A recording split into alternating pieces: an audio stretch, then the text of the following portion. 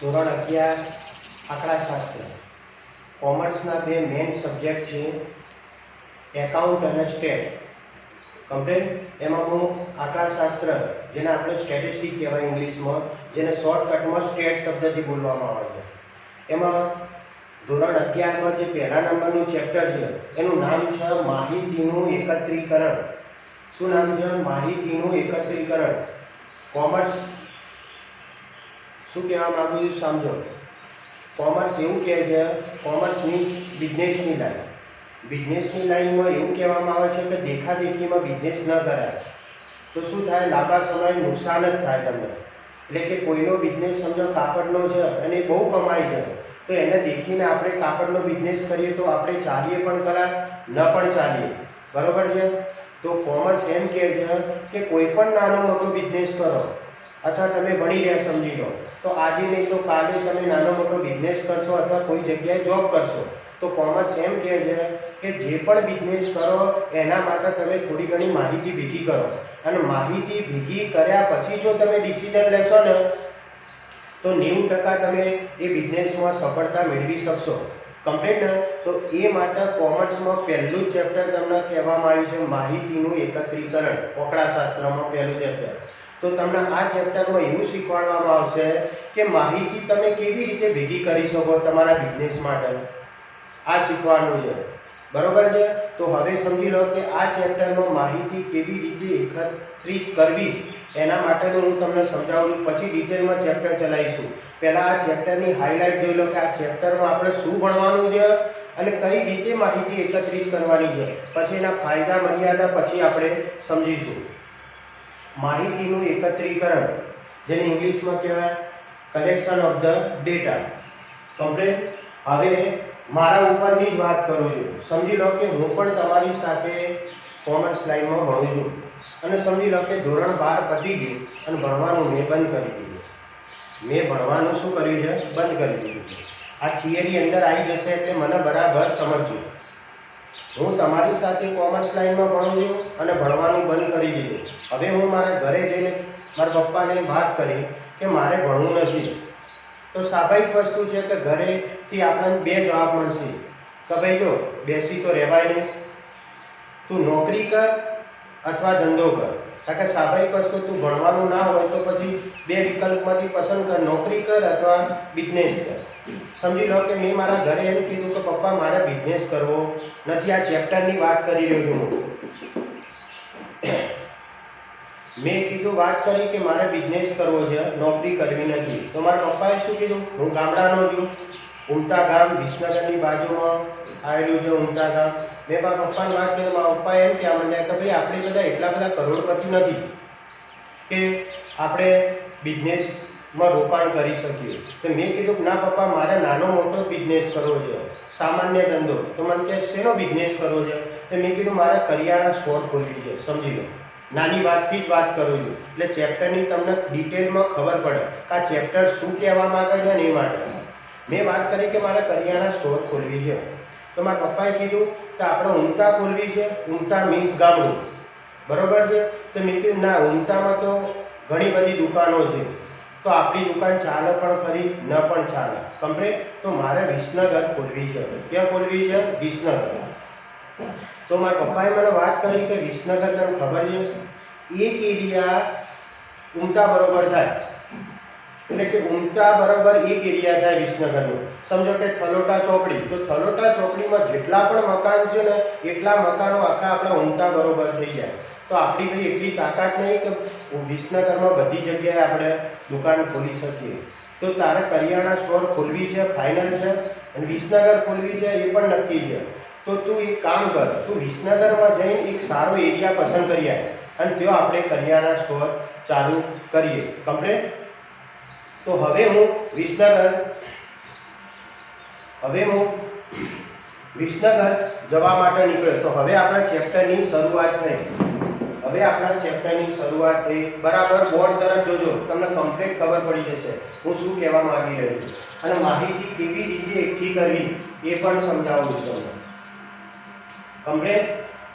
ચલો, હું ઉમતા ઊભો છું. સાંભળો બધા,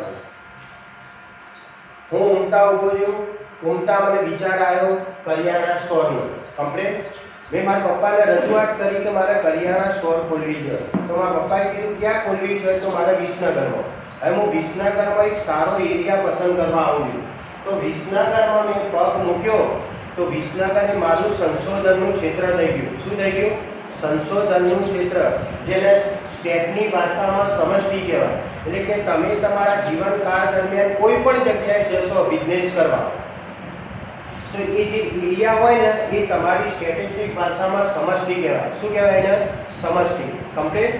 હવે હું વિસનગરમાં હતો, આ વિસનગરમાં સમજી લો કે બસ સ્ટેન્ડમાં ઉતર્યો તો વિસનગરમાં એક કાકા બેઠા હતા, એમને મેં પૂછ્યું કે કાકા વિસનગરમાં કેટલા એરિયા છે?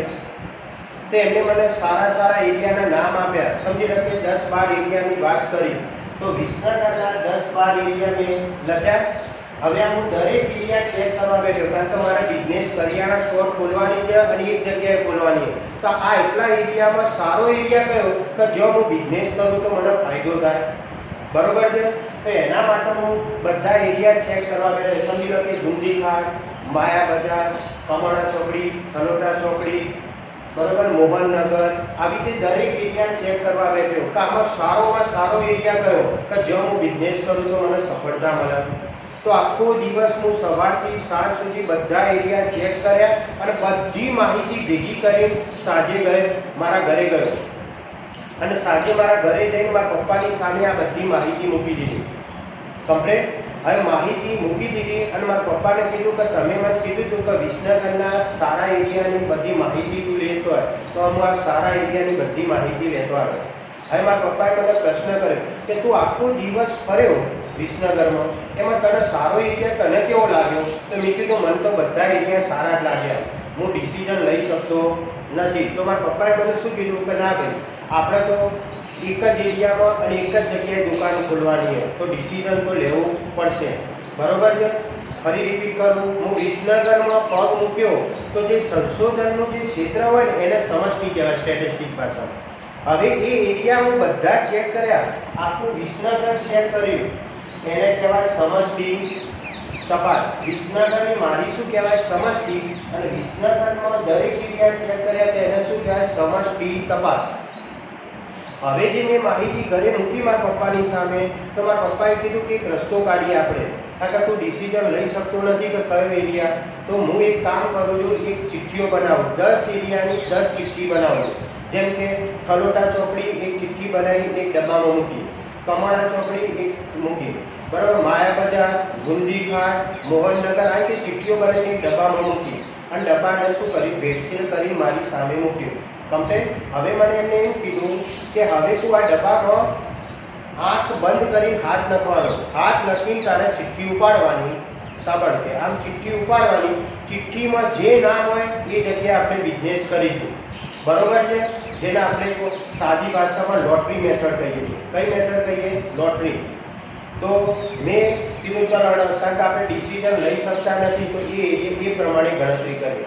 ચલો હું અંદર હાથ નખવા ગયો ને ત્યારે મારા પપ્પાએ મને એમ કીધું, મનીષ કે શાંતિથી સાંભળ કે તું અંદરથી ચિઠ્ઠી ઉપાડે, શાંતિથી સમજજો, હું અંદરથી ચિઠ્ઠી ઉપાડી એરિયાનું નામ પહોંચી દે અને તને એરિયા ગમતો નથી તો આ ચિઠ્ઠી તારે નથી દેવાની, બીજો એરિયા બીજી ચિઠ્ઠી ઉપાડવાની, બરાબર? બીજી ચિઠ્ઠીમાં પણ તને નામ ગમતું નથી તો ફરી નથી દેવાની, ત્રીજી, તો જો હોય તમારે ઘટે જાય, તે તમને યાદ હોય તો 8મા 9મામાં પણ આવતું હતું કે જો સંખ્યા ઘટતી જતી હોય, મેન જગ્યામાંથી સંખ્યા ઘટતી જતી હોય તેને ત્યાં પુરવણી રહિત શું કહેવામાં આવે છે? પુરવણી રહિત, બરોબર? હવે મને બીજી રીત મેથડ કીધી કે તું ચિઠ્ઠી ઉપાડે, તને એરિયા ગમતો નથી તો નથી નહીં દેવાની, એ ચિઠ્ઠી વાળી ફરી પાછી તાર ડબ્બામાં મૂકવાની અને ફરી પાછી ડબ્બામાંથી બીજી ચિઠ્ઠી ઉપાડવાની। એટલે અહીં ચિઠ્ઠી ઉપાડવાની મૂકવાની, ઉપાડવાની મૂકવાની, એટલે અહીં ઘટતું નથી, જેને કહેવાય પુરવણી સહિત।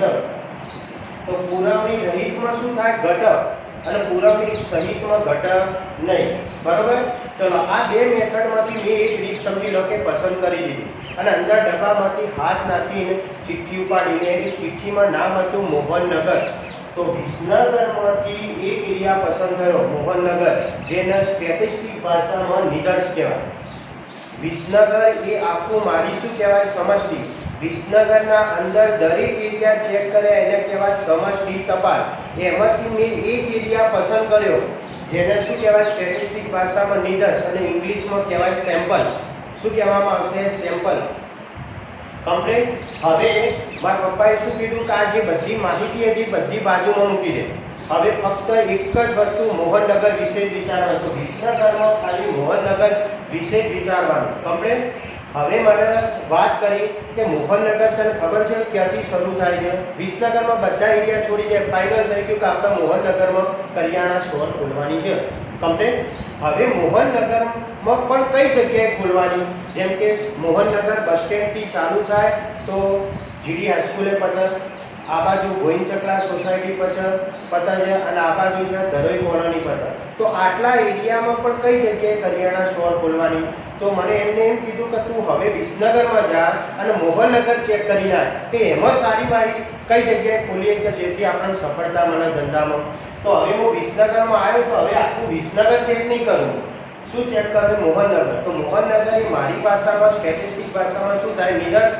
હવે મોહનનગરના અંદર હું ચેક કરું છું કે કયો એરિયા સારો કે જો હું બિઝનેસ કરું તો મને સફળતા મળે, તો એને કહેવાય નિદર્શ તપાસ.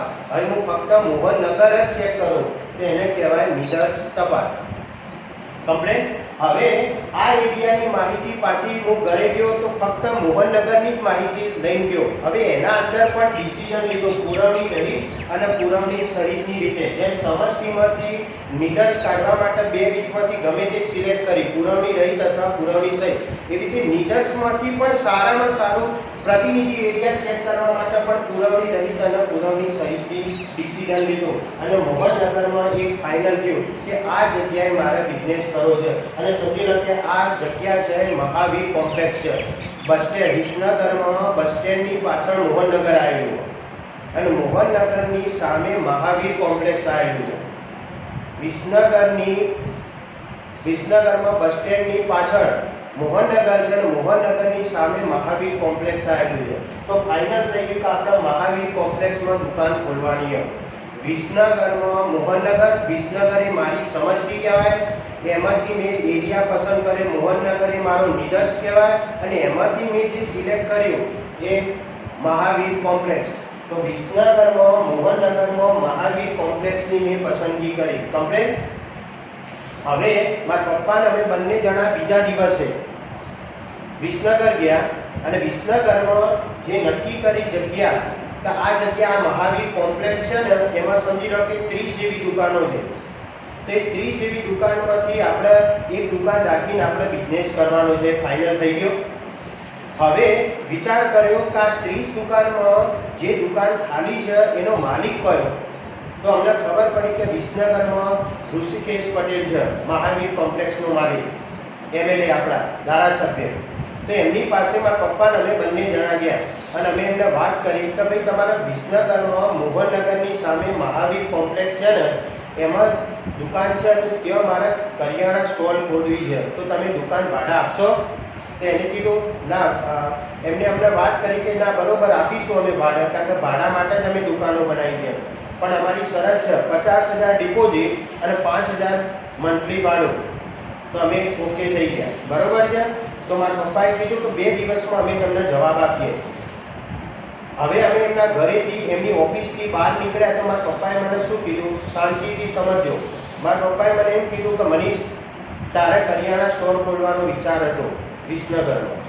તો વિસનગરમાં આપણે સારો એરિયા પસંદ કર્યો મહાવીર કોમ્પ્લેક્સ. એનો જે માલિક છે એનો માલિકને પણ આપણે મળી લીધું. માલિકે કીધું કે ભાડે દુકાન આપવી છે. બરોબર છે. હવે દુકાન ભાડા આપી છે. ચલો દુકાન ભાડા પણ લઈ લીધી. સમજી લો. હવે એના અંદર જે માલ ભરવાનો છે હાઈ ક્લાસ બધું ફર્નિચર બધું કમ્પ્લીટ કર. સમજી લો કે 10 લાખ ખર્ચો થશે. એ હું 10 લાખ તને આપીશ અને હાઈ ક્લાસ દુકાન આપણે બનાવી દઈશું. પણ એ તો વિચાર કર, આપણે દુકાન તો મસ્ત બનાવી દીધી પણ પબ્લિક લેવા આવશે કે નહીં આવે એ નહીં વિચારવાનું. ચલો પબ્લિક ના આવી તો શું કરવાનું આટલું બધું ખર્ચ કરી? તો એક કામ કર, આપણે પેલાને કેટલા દિવસનો ટાઈમ આપ્યો? ભાડે રાખવાનો 2 દિવસનો. તો 2 દિવસમાં તું બધી માહિતી ચેક કરતો હોય તો પબ્લિક આપણા ત્યાં લેવા આવશે કે નહીં આવે? તો એના માટે માહિતી ભેગી કરું છું. આ ફાઇનલ થઈ ગયું. તો વિસનગરમાં શું કરવાનું છે? હવે પબ્લિકની રિસ્પોન્સ લઈએ કે પબ્લિક આપણા પાસે લેવા આવશે કે નહીં આવે. તો વિસનગરમાં જે મહાવીર કોમ્પ્લેક્સ છે, વિસનગરમાં જે જગ્યાએ આપણે દુકાન ખોલવાની છે, તો સ્વાભાવિક વસ્તુ કે એની સામેનો જે એરિયા હોય એ બધી પબ્લિક આપણા ત્યાં લેવા આવે. એ બધી પબ્લિક લેવા આવશે. તો એ પબ્લિક આપણા ત્યાં લેવા આવશે કે નહીં આવે, તો એના માટે માહિતી ભેગી કરવી પડે. તો માહિતી બે રીતે ભેગી થાય, એક પ્રાથમિક માહિતી અને ગૌણ માહિતી. પ્રાથમિક માહિતી અને ગૌણ માહિતી. પ્રાથમિક માહિતીનો મતલબ થાય છે નવેસરથી માહિતી ભેગી કરવાની, નવેસરથી માહિતી ભેગી કરવાની. જ્યારે ગૌણ માહિતીનો મતલબ છે કે કોકને જે ભેગી કરીને એનો આપણે ડાયરેક્ટ ઉપયોગ કરવાનો છે. હવે સમજી લો કે મારે પ્રાથમિક, મારે બી વિચાર કરે તો મારે કોઈની માહિતી નહીં લઈ, મારે નવેસરથી જ માહિતી ભેગી કરવી છે ધંધા માટે. તો એની મતલબ થાય પ્રાથમિક માહિતી. પ્રાથમિક માહિતી ત્રણ રીતે ભેગી કરી શકાય. એક પ્રત્યક્ષ રીતે.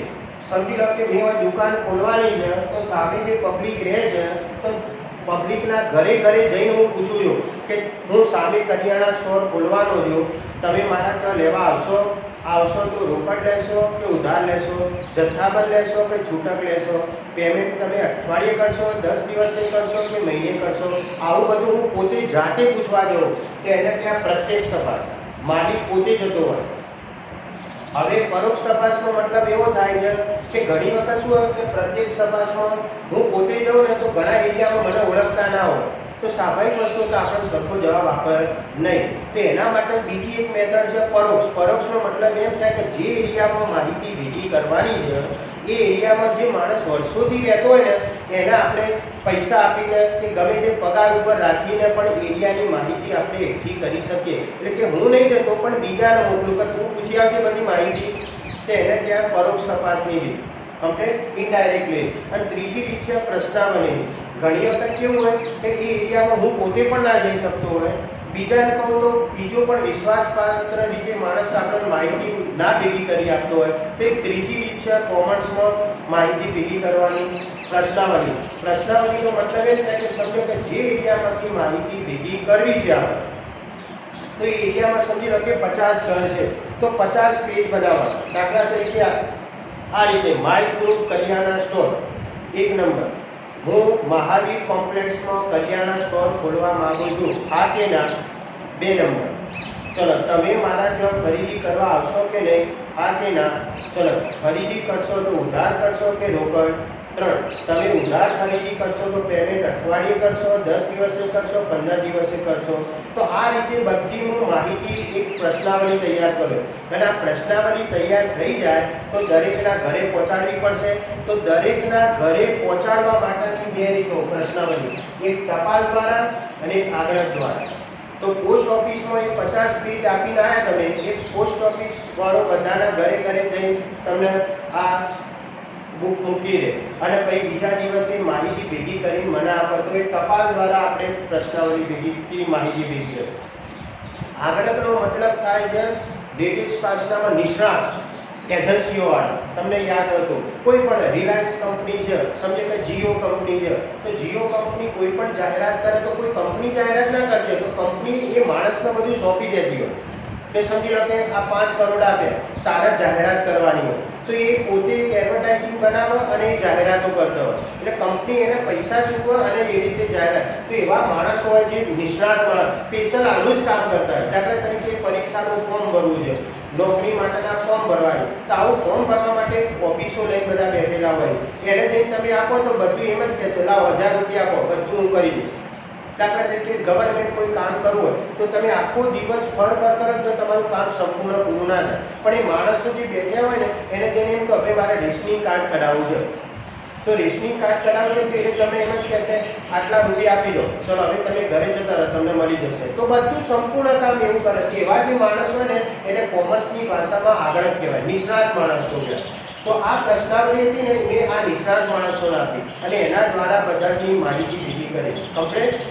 તો પ્રાથમિક માહિતી 3 રીતે ભેગી થઈ શકે. પ્રત્યક્ષ પોતે જઈએ, પરોક્ષ બીજાને મોકલે, ત્રીજી પ્રશ્નાવલી. પ્રશ્નાવલી તૈયાર કરીને મોકલવી તો પરત તો ટપાલ દ્વારા મોકલી શકાય અને આગળ દ્વારા. હવે સમજી લો કે બીજી મેથડ હતી ગૌણ પદ્ધતિવાળા. તો ગૌણ માહિતી કેવી રીતે એકઠી થતી હોય છે સમજો. અમે ઋષિકેશ પટેલને મળ્યા કે અમારે દુકાન ભાડે લેવી છે. તો ઋષિકેશ પટેલે શું કીધું કે દુકાનનું ભાડા આપું ખરા, પણ હમણાં 7 સુધીનું ડિસિઝન લો. જો 7 સુધીમાં તમે મને જવાબ નહીં આપો તો હું બીજાને ભાડા આપી દઈશ. તો એવું આમ અર્જન્ટ હોય તો ફાઇનલ થોડીક સમયમાં ડિસિઝન લેવાનું હોય કે આ જગ્યાએ દુકાન ચાલુ કરવી કે ના કરવી. એવું તાત્કાલિક ડિસિઝન લેવું હોય તો પછી આ માહિતી કામ નહીં કરે. કારણ કે આ માહિતી દ્વારા, પ્રાથમિક માહિતી દ્વારા શું ઘટના બનશે? 2-3 દિવસ લાગશે, બરોબર. કારણ કે આ બધાને ઘરે જવું, માહિતી ભેગી કરવી તો સ્વાભાવિક વસ્તુ 2-3 દિવસ લાગે. પણ જો તાત્કાલિક ડિસિઝન લેવું હોય તો કઈ મેથડ કામ કરે? ગૌણ. ગૌણ માહિતીનો મતલબ છે, શાંતિથી સમજો. વિસનગરે મારી શું કહેવાય? સમજતી. વિસનગરમાંથી મેં દરેક એરિયા ચેક કર્યા, એને કોમર્સની ભાષામાં વિસનગરે મારી સમજતી. વિસનગરના દરેક એરિયા ચેક કર્યા, તેને કહેવાય સમજતી તપાસ.